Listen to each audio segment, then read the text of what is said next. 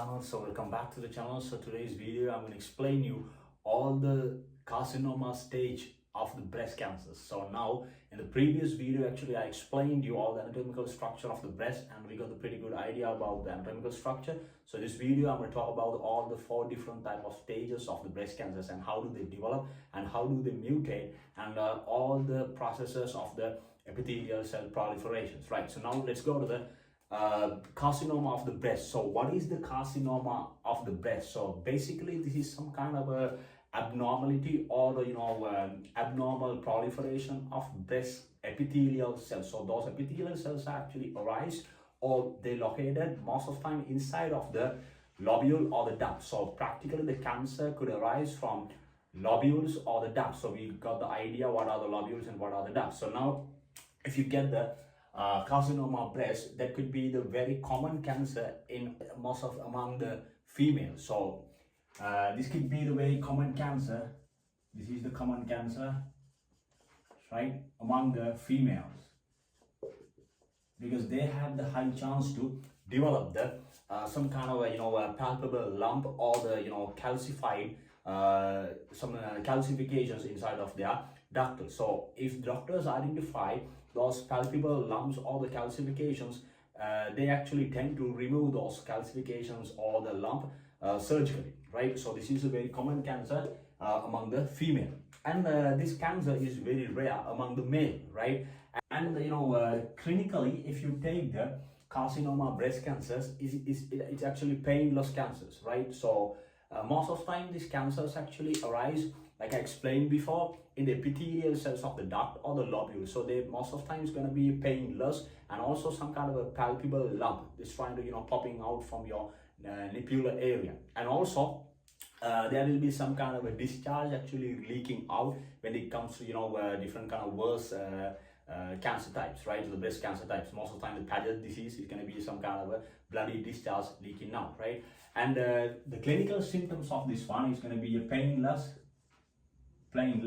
right? And most of the time this one is going to be asymptomatic. So what is the asymptomatic? Asymptomatic is the patient could have those type of mutations around their breast, around their duct or the lobules, but there is no any kind of indicative any kind of appearance or the visibility, right? So that's what we call the asymptomatic, right? So the next one is going to be asymptomatic, right? It's going to be asymptomatic, okay?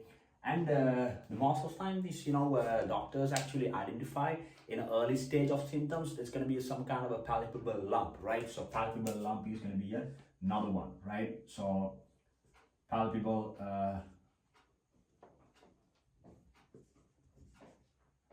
lump, right?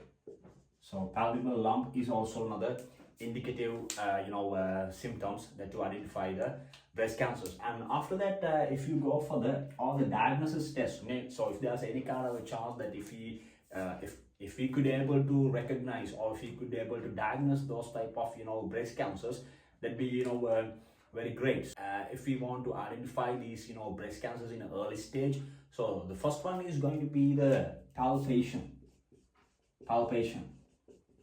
and the second one, which is very common, that is the diagnosis test that usually doctors tend to perform. So this is what we call the mammography.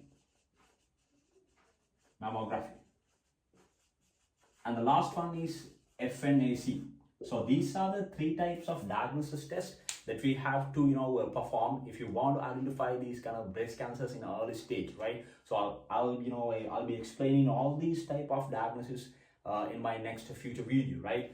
So now we have to focus, if you take the left side and the right side of the breast, which breast has the most high possible chance to grow those type of tumors or the cancers, right? So now if you get the breast, right, and we have to make sure that label each breast in the orientation wise, because if you take a look the diagram, this is going to be some kind of a flip diagram, and that means your left side is going to be the diagram right side and your right side is going to be the left side. So my left side is going to be the right side. So here we got the right side, and over here we got the left side. So for our own sake, I'm just take this thing out, right? So those are the diagnosis tests, 3 diagnosis tests, right? The first one is palpations and mammography and FNAC, right? So now we got the right side and the left side. So now, if you take the breast over here, the right breast, right? So we got, this is the central area, and the central area, and if you go over here, right? So this is the upper side of the breast, and you can label this side of the breast as a upper outer quadrant, right? So I'm gonna abbreviate those things: upper, outer quadrant,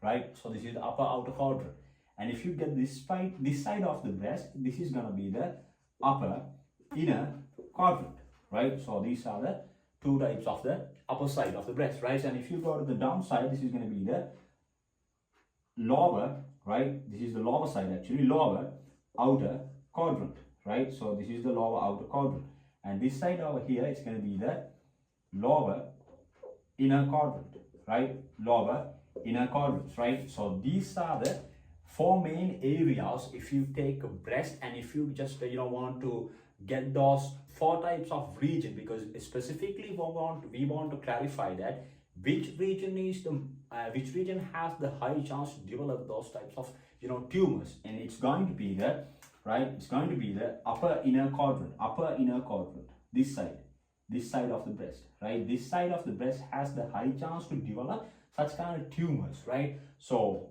out of how many, if you take a percentage, it's going to be the 50% chance. There's a kind of 50% chance, to develop the breast cancers in the upper inner quadrant, right? Upper inner quadrant, and not only that, but also in other, three regions, they have a high chance, 10% chances could be, where they are to develop the cancer, right? So now we got those areas wise, and we got the specific region, the upper inner quadrant, that has a high chance to develop the tumor, and as well, right? So we have to know that if you take the left breast right here, left breast has the high chance to develop ductal carcinoma, right? So this one has the high chance to develop the ductal carcinoma. Okay, so now we got the main areas, and what are the symptoms, now are the clinical wise, the diagnosis and everything. Now we are going to talk about the four types of main stages of the breast cancers. Okay, so now